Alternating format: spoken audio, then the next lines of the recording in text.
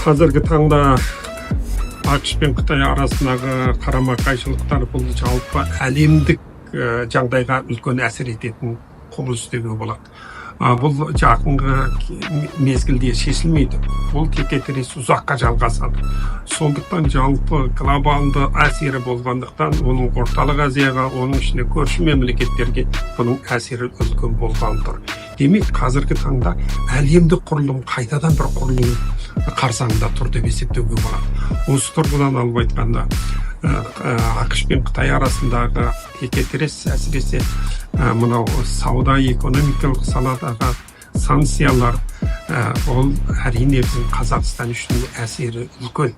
Өйткені біз Қытайменен болған қарым-қатынасымыз, экономикалық байланыстарымыз өте тығыз.